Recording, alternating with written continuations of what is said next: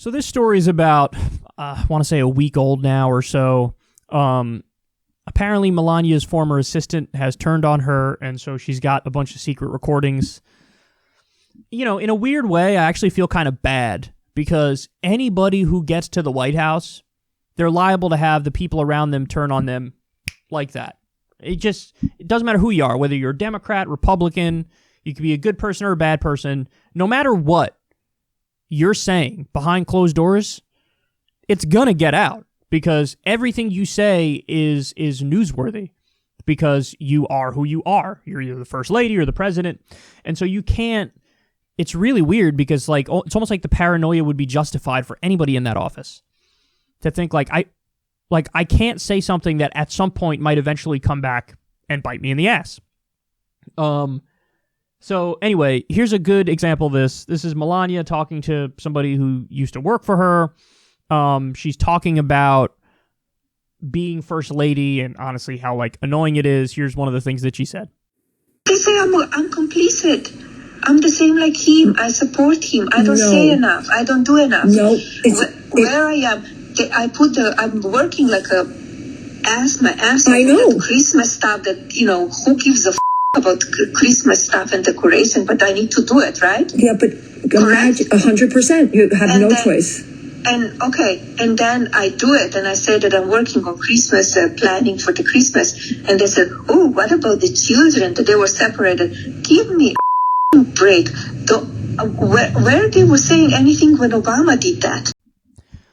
All right, so to that last point, listen, you gotta give her a point there. You gotta give it to her.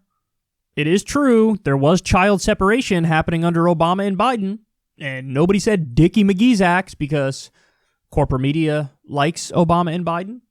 Polite society and the Hollywood types like Obama and Biden, so it was like, shh.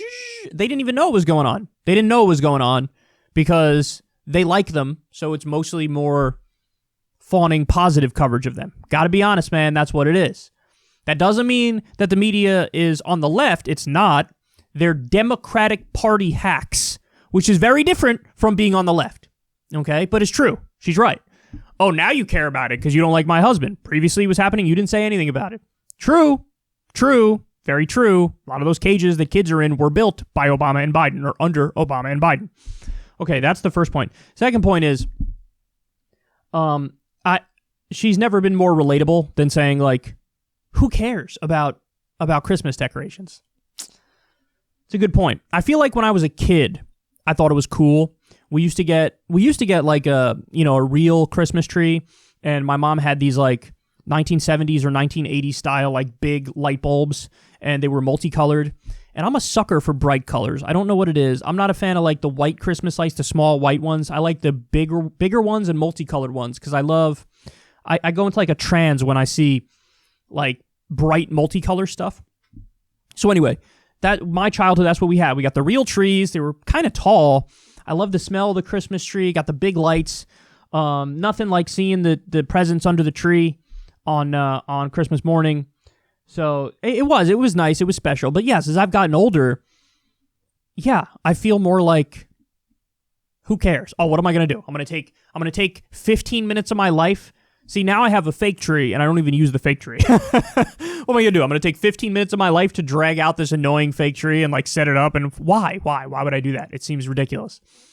And I know that makes me the Grinch. I know that, perhaps I'm not in the majority here, but I relate to Melania. She's doing the Christmas thing because she's first lady, and she's like, I don't want to do this. Like, you think I don't have other things I'd rather be doing? Listen, she'd rather be getting her nails done and talking shit about her husband. Like, that's what she wants to do. She wants to lay by a pool somewhere. That's what she thought she was signing up for when she married Trump. Like, okay, so you're going to let me go shopping and give me a bunch of money, and I'm going to lay by the pool. Correct?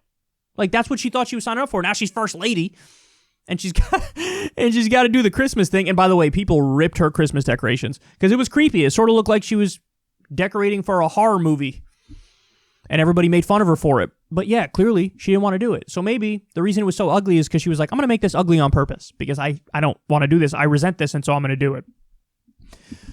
Listening to her say this leads me to believe that, remember when she had that moment where she went to New York, stayed in Trump Tower, and was like, I'm staying here until the end of the school year for Barron. Remember that? And there was apparently reporting that came out after the fact that said she was really mad at Trump and she didn't want to be around Trump and she was pissed. After hearing this audio, I'm now more inclined to believe that story too. That it wasn't just like, oh, all I'm doing is staying in New York for Barron. It was like, she's mad at Trump for whatever reason. I'm sure there's a million reasons to be mad at him. And so she was like, I think the reporting was she was demanding a change to like their marital agreement.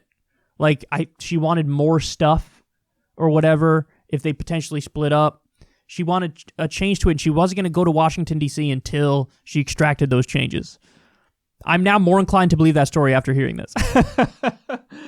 Man, listen, this goes to show you, everybody putting on their public face, like, it's bullshit. People got stuff going on behind the scenes. They feel some type of way about everything, and, like, everybody's just walking around, and they're ready to explode at any given moment, including the First Lady of the United States. Now, final point I'll make is this, though. I think it's true. If Michelle Obama said what Melania said here, it would be the biggest story on right-wing media, and they would be melting down. Because she basically said, who gives a fuck about Christmas? And the narrative from Fox News and the Republicans is, oh my God, the Democrats and the lefties, they do the war on Christmas. They hate Christmas. They hate America. Yeah. Why do you hate America? I love Christmas. Yeah. Jesus signed the Declaration of Independence and the Constitution with Santa Claus and Thomas Jefferson. So I think that if Michelle said this, yeah, the right would be melting down and saying she's un-American and she's not a Christian and all this stuff. But Melania says it, and it doesn't even register. They don't care because they like her. She's on Team Republican, and so she gets the endless defense. So they're total hypocrites and they're really annoying. But yeah, I'm not gonna be the equal opposite of them, where it's like, now I'm gonna feign outrage because it's Melania and I'm supposed to dislike the Republican First Lady. I don't care about that stuff. And I actually relate to her a little more now that she's like, the Christmas decorations are annoying. Yeah, I mean, I totally agree with that. There's other stuff that she says, which is questionable, and we'll get to that in a little bit, but certainly this does not bother me even a little bit.